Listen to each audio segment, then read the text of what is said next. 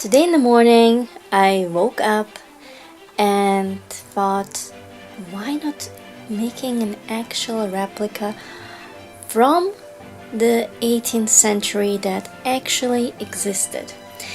And then I found this short hoop from the Janet Arnold Patterns of Fashion book. And this one in particular is from the 1780s Westminster Abbey, and they just look perfect for my desired shape and for my future projects that I have planned for the next month. And there's definitely a Rococo dress coming up soon, so I'm super excited for that.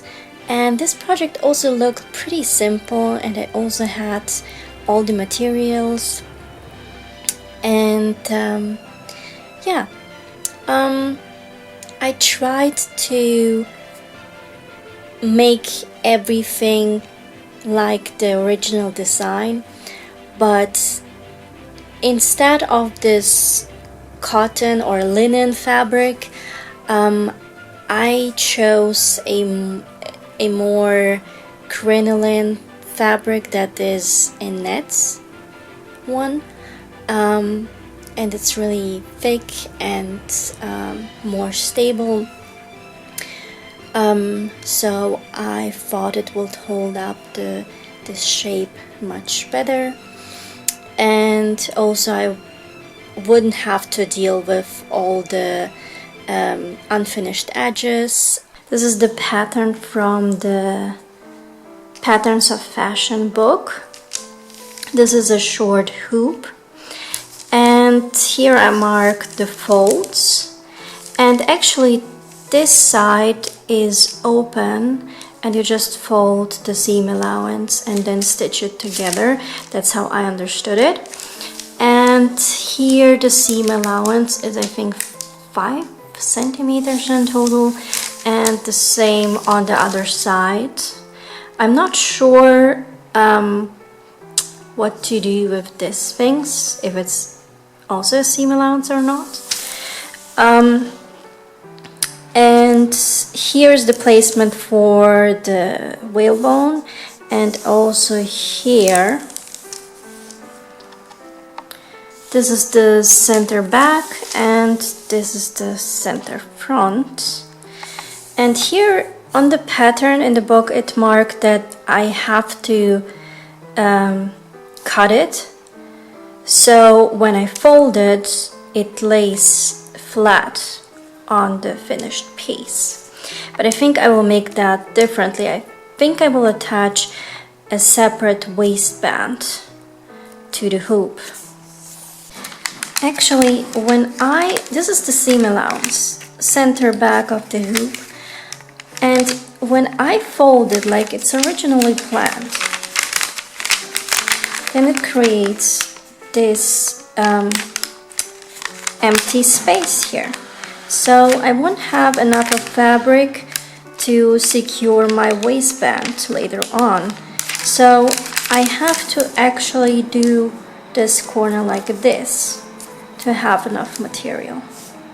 For my short hoop, I'm using this net plasticky organza material. It's pretty thick, and also when you make folds then they won't really go away, you can't iron them. This is a special material that I only use for under constructions, for dresses.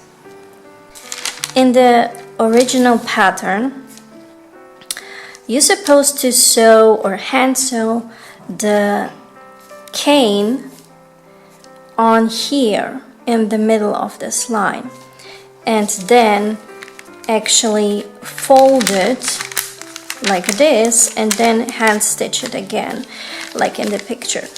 But since I'm gonna use this plastic whalebones, I think I'm going to sew that ribbon on like this and then fold it over and then sew it from the outside, So yeah, that's the method that I think I'm gonna use. For this curved line, I'm going to sew that on like this ribbon for this boning channel ribbon.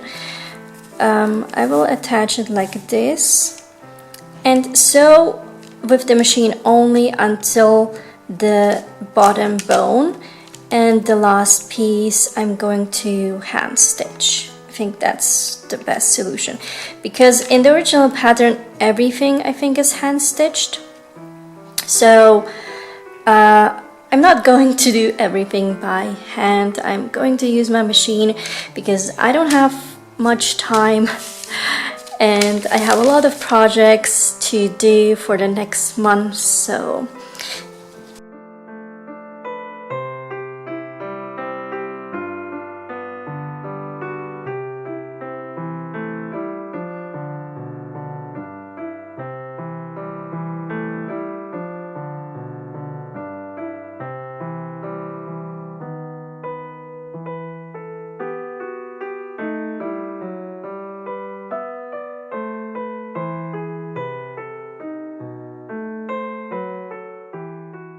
now I have this boning channel on, and I have to actually mark this curve to see where I should attach my boning channel later. So I'm quickly gonna do that, and yeah, I realized that actually I don't need a boning channel because I'm folding this fabric over anyway. So yeah, that I think that was a waste, but with the white one it looks kind of good. Yeah, I like that. As you can see, I marked every fold to be exact, and because of these two pieces I can't actually attach the boning channel right now, so I have to do the folding first, and I'm trying to figure out how to do that, especially here. Should I cut this piece or leave it like this and cut it later?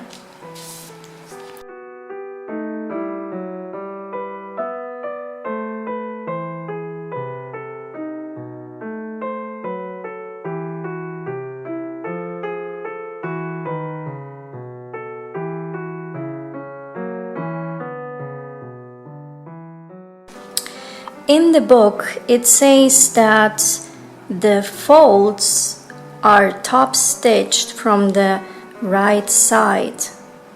So I'm going to do that.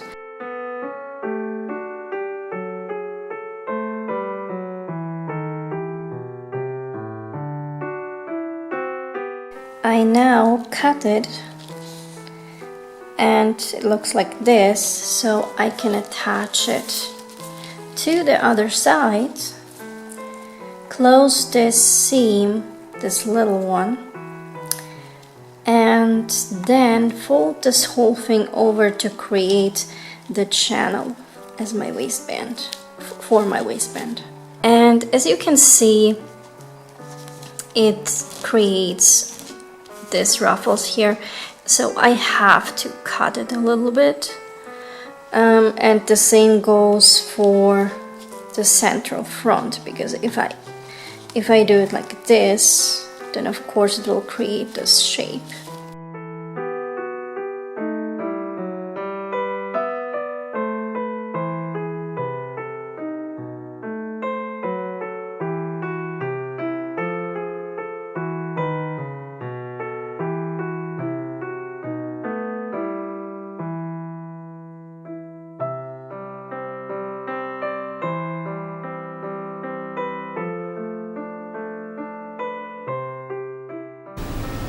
This is the finished look, and I think it looks absolutely amazing. It looks exactly like I wanted it to be, and the fact that it actually somebody wore this hoop back in the 18th century. It's so exciting to wear this too and to try out my dress designs on this hoop. Yeah, I'm really happy. And the hips are also not too wide, it's kind of in the middle. And I was afraid in the beginning that the plastic whalebones wouldn't hold up the shape really well, but they do. And also because of this transparent material, you can see every detail from the inside. And yeah, I definitely learned a lot from this project. And I also tried this hoop on with my petticoat that I made years ago to show you how it will look like. And I think it looks really nice, and the shape is exactly like I wanted it to be. And yeah. Also, I wanted to show you in comparison the bumroll that I made years ago with the petticoat and how it actually looks like, how the shape changes. And I think the bumroll will be perfect for an outlander look that I maybe will do in the next months too. Let's see. And yeah, I think this is also a nice shape, nice silhouette. I hope you like this video, and hopefully we see each other in my next video. Bye!